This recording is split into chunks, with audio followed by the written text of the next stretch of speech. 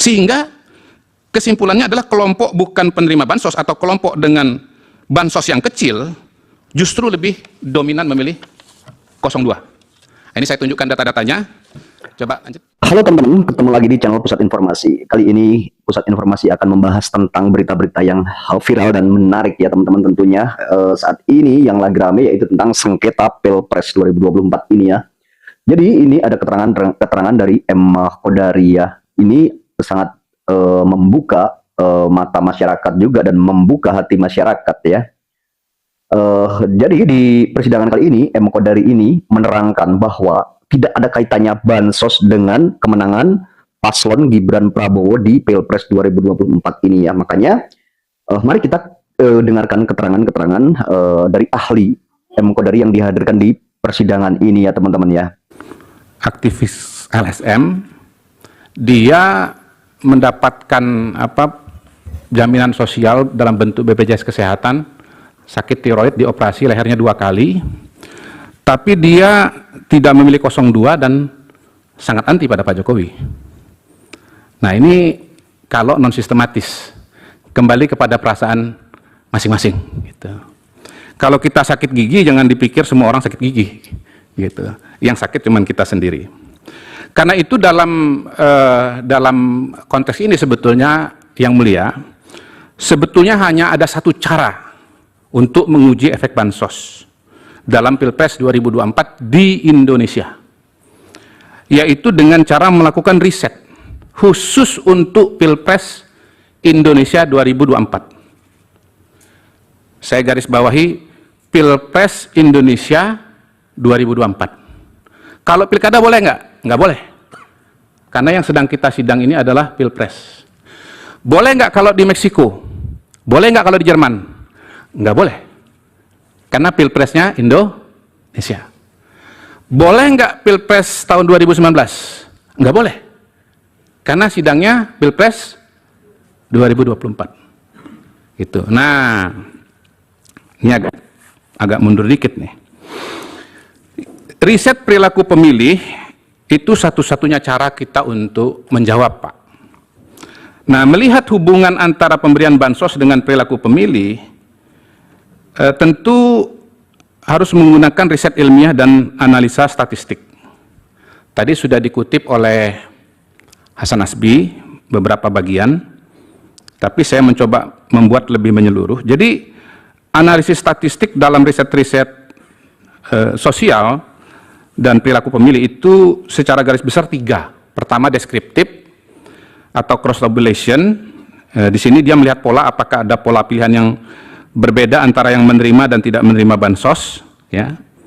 Dan ini ada risetnya. Jadi dilihat yang beri bansos, yang menerima bansos itu beda nggak pilihannya dengan yang tidak menerima bansos. Tadi juga sudah ditunjukkan. Mungkin nanti saya juga tunjukkan. Kemudian korelasi, ya, melihat hubungan antara pemberian bansos dengan pilihan capres. Menurut saya untuk Pilpres 2024 di Indonesia ini tidak ada risetnya, Pak. Saya nggak ketemu. Saya berusaha mencari tapi tidak ketemu. Nah, tadi kalau Bang Hasan Nasbi mengibaratkan atau menganalogikan korelasi itu dengan perjalanan dia dengan Bang Yusril naik kereta, saya mau buat analogi yang lebih mendekati dalam dunia riset. Misalnya ya, meneliti hubungan antara ukuran panjang rambut wanita Indonesia dengan tingginya curah hujan di Indonesia. Itu kalau di riset bisa tuh ketemu korelasinya 0,6, 0,7 itu bisa aja. Tapi bukan berarti panjangnya rambut wanita di Indonesia itu menyebabkan hujan. Itu yang dimaksudkan oleh Hasan Nasbi. Jangan ditanya kenapa saya nggak pakai rambut pria ya, saya kira udah jelas itu. Nah, ini nggak bisa menunjukkan sebab akibat, dia hanya hubungan, ya. Kalau kembali kepada saksi Prof. Hamdi Muluk, di situ dikatakan bahwa ada riset di berbagai negara lalu dibuat rata-ratanya. Menurut saya sebetulnya tinggal kembali aja kepada riset yang tadi disebut oleh Hasan Nasbi bahwa ada riset dari siapa? Namanya ya, dari Dharma dan Martani. Ya. Itu saya kira itu satu-satunya riset. Tapi itu tahun 2022 dan kayaknya itu pilkada. Karena itu nggak bisa dipakai untuk mengacu kepada Pilpres 2024. Nah, sebetulnya yang bisa menjawab pertanyaan pada hari ini hanya riset dengan analisa statistik regresi. Melihat kausalitas apakah pemberian bansos menyebabkan memilih paslon tertentu. Oke, saya slide selanjutnya. Jadi riset yang saya temukan sangat terbatas, ya, tidak semua bisa menjawab. Yang paling kuat yaitu regresi, hanya cross tabulation. Riset yang pertama exit poll Litbang Kompas tentang penerima bansos. Yang kesimpulannya adalah, ini kesimpulan Kompas sendiri ya, penulisnya ya, bukan dari saya ya. Tidak ada perbedaan proporsi penerima bansos di antara pemilih ketiga calon. Dan perlinsos atau bansos bukan penentu untuk kemenangan kandidat. Yang kedua, survei indikator politik Indonesia tentang jumlah penerima bansos dan pola pilihan paslon. Saya juga kesimpulannya tidak ada variasi pilihan capres antara yang menerima dan tidak menerima bansos. Kemudian yang ketiga, survei Indobarometer bulan Oktober tentang alasan memilih calon. Dari sekian banyak jawaban responden, tidak satu pun ya, atau tidak ada persentase yang signifikan yang menyebut karena menerima bansos. Adanya karena faktor kepribadian, karena tegas, karena merakyat, karena pintar, dan seterusnya. Dan biasanya ini adalah temuan-temuan dari riset-riset voting behavior di berbagai negara di dalam kajian-kajian akademik. Nomor 4, survei indikator politik Indonesia, sama juga pola jawabannya, cuman saya mau menunjukkan saja bahwa ada survei Indobarometer, bahwa ada survei indikator politik. Kemudian survei indikator politik Indonesia juga menunjukkan bahwa proporsi pemilih berlatar sosial ekonomi menengah ke atas, di mana penerima bansos itu kecil, yang memilih 02-nya atau Prabowo Gibran justru lebih dominan dibandingkan dengan pemilih berlatar belakang ekonomi menengah ke bawah yang notabene banyak menerima bansos atau penerima bansosnya besar, sehingga kesimpulannya adalah kelompok bukan penerima bansos atau kelompok dengan bansos yang kecil justru lebih dominan memilih 02. Ini saya tunjukkan data-datanya. Coba lanjut. Nah, itu kita lihat bahwa, ini dilewatin aja, ini udah dibahas oleh Hasan tadi. Ini yang belum ditampilkan oleh Hasan, di situ kelihatan bahwa baik untuk Anies Muhaimin, Prabowo Gibran maupun Ganjar Mahfud, proporsi yang ditawari dan menerima bansos itu sama, 16-15%, jadi kurang lebih sama. Dan di sebelah kanan itu Bapak Ibu sekalian, itu adalah kutipan tulisan peneliti dari Kompas ya, yang kesimpulannya di bawah itu saya garis bawahi, dalam hal ini berarti bansos tak menjadi faktor pengubah elektabilitas capres dan cawapres. Ini bukan saya yang nulis, ini adalah screenshot dari tulisan peneliti Kompas. Oke, lanjut. Ini data indikator. Terus kita lihat yang terima bansos ya, itu 22%, tidak 77%.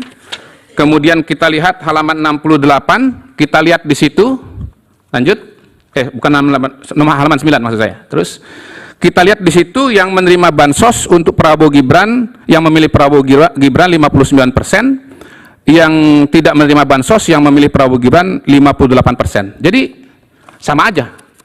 Terima bansos, nggak terima bansos, Pak Sira Prayuna itu tetap milih Prabowo Gibran. Ya. Kemudian lanjut, ini survei yang dilakukan Indobarometer pada bulan Oktober waktu itu. Lanjut, ini pilihannya angkanya masih seperti ini, lalu kemudian breakdown alasannya. Lanjut, alasan tertinggi orangnya tegas, lalu perhatian dengan rakyat, lalu pintar, lalu berwibawa, amanah, kinerja terbukti, mampu membawa Indonesia lebih baik, berpengalaman, dan seterusnya. Nggak ada terima bansos. Lanjut, kalau di breakdown ternyata 100% orang yang memilih presiden karena tegas itu ke Prabowo 87%, ke Ganjar 6%, ke Anies 5%. Orang yang memilih presiden karena alasan dekat dengan rakyat yang ke Prabowo 9%, ke Ganjar 78%, ke Anies 11%. Orang yang mau presiden pintar ke Prabowo 8%, ke Ganjar 20%, ke Anies 71%, dan seterusnya. Jadi kita lihat memang masyarakat itu memilih capres karena dia punya kualitas tertentu. Nah, kenapa calon A menang dibandingkan dengan calon B? Karena yang mau kualifikasi A mungkin proporsinya lebih besar daripada kualifikasi B. Saya ingat tahun 2014 yang menang Pak Jokowi, kenapa? Yang mau presiden merakyat lebih tinggi daripada yang mau presiden tegas. Tahun 2019 pola itu tetap sama, ditambah satu variabel lagi yang tinggi, kerja nyata, dan itu lari kepada Pak Jokowi. Nah, tahun ini kalau survei Indobarometer paling tinggi adalah orangnya tegas. Kemudian lanjut halaman 15, ini survei indikator, ini elektabilitasnya, ini pasca pemilu. Lanjut. Ini alasan-alasannya kalau versi indikator, ini paling mampu memimpin, suka saja, jujur, ingin perubahan, paling meyakinkan, dan seterusnya. Oke, terus ini saya mau tunjukkan bagaimana penerima bansos kalau menurut survei itu makin tinggi pendidikan makin rendah, di bawah SD 26%, di bawah, kalau udah kuliah 7% saja. Di bawahnya lagi yang kotak hijau, pendapatan di bawah 1 juta yang pilih Prabowo Gibran 67%, yang di atas 4 juta, sorry ini menerima bansos ya, yang menerima bansos yang di bawah 1 juta 32%, yang di atas 4 juta masih ada juga nih 11%. Lanjut. Tabel yang di atas itu yang pendidikan SD yang memilih Prabowo Gibran 55%, yang kuliah 71%. Yang kotak hijau di bawah, pendapatan di bawah 1 juta, yang milih Prabowo Gibran 49,8%, di atas 4 juta 72%. Jadi justru di kalangan yang paling sedikit menerima bansos malah pasangan Prabowo Gibran justru lebih kuat. Lalu bukti yang tidak langsung ya, ini karena memang bukan seperti di kampus betul-betul riset, jadi saya pakai juga data-data yang tidak berkaitan langsung dengan survei, tapi ini sudah sering disebut oleh teman-teman sekalian. Lanjut, bahwa melihat efek bansos pada pilihan capres lewat hasil pemilu, kita lihat di luar negeri, langsung halaman 23, ya, karena waktunya ada pendek. Di situ ternyata di luar negeri, di mana tidak ada bansos, tidak ada kepala desa, ya, itu malah angka 0263,7, sehingga saya berseloroh bahwa seharusnya ya kalau di Indonesia nggak ada bansos ya harusnya kita 63,7% juga istilahnya gitu kan, istilahnya 02 itu. Kemudian bukan cuma dari angka tetapi juga dari PPLN dominan 66 PPLN dari 127, sekitar 51%. Kemudian kita lihat di Sumatera Barat dan Aceh, di mana ada bansos dibagikan, yang menang adalah Anies dan Muhaimin, ya, Prabowo Gibrannya kalah. Dan sebetulnya kalau kita mau lebih cermat, bahkan di provinsi yang dimenangkan oleh Prabowo Gibran, angkanya juga bervariasi. Di Jawa Timur 65, di Jawa Tengah 53, gitu. Jadi harusnya kalau memang bansos itu variabel yang sangat dominan, maka dia menjadi sebuah konstanta, di mana kira-kira angka di seluruh provinsi itu harusnya kurang lebih sama, tapi nyatanya kan sangat bervariasi, artinya ada variabel-variabel yang berpengaruh gitu. Terakhir dengan uraian dan data di atas yang tentu saja sangat terbatas, karena memang sekali lagi idealnya adalah ada riset yang dianalisa dengan regresi dan disusun dengan betul-betul sangat serius. Tetapi kelihatannya bansos ini pengaruhnya, ya kalau kita lihat pola-pola tadi ya, sebetulnya tidak ada. Jadi pertanyaannya, mengapa perlinsos, bansos tidak mempengaruhi pilihan presiden? Ini bukan perasaan ya Bang, ya, ini kan data survei ya Bang Sira ya. Karena rakyat sesungguhnya, saya mau pelan-pelan di sini, karena rakyat sesungguhnya melihat perlinsos berbeda dengan money politics atau serangan pajar. Bansos, perlinsos dari pemerintah dikonstruksi atau dipersepsi oleh masyarakat sebagai hak mereka. Nah, ini saya senang banget tadi mendengar Bang Todung Mulya Lubis mengatakan, ya Perlinsos itu harusnya adalah entitlement buat rakyat. Cocok Bang, sama kita Bang. Ya, nggak salah tadi Abang pertama kali menyebut nama saya di awal sidang ini. Kita sama. Sama Bang, khusus entitlement ini sama. Jadi perlu dibuat distingsi yang mulia, hakim sekalian. Perlu dibuat distingsi antara perlinsos dari negara dan money politics atau serangan fajar dari oknum kandidat. Perlinsos adalah program negara untuk melindungi masyarakat yang rentan. Warga negara merasa entitled, berhak untuk mendapatkan perlinsos, dan karena itu melihatnya sebagai kewajiban negara. Nggak punya utang. Nggak punya utang sama yang memberi. Sementara money politics adalah upaya dari kandidat untuk membeli suara pemilih. Pemilih merasa berhutang atau merasa wajib memilih partai atau kandidat yang memberi. Meskipun pada kenyataannya sebagian pemilih tidak merasa terikat untuk memilih pemberi money politics. Barangkali Bang Sira juga sudah merasakan. Barangkali ya.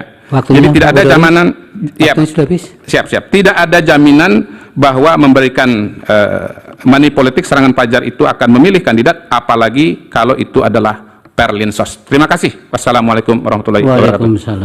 Nah, begitulah keterangan-keterangan dari M. Kodari ini ya. Sampai ketemu di video saya selanjutnya.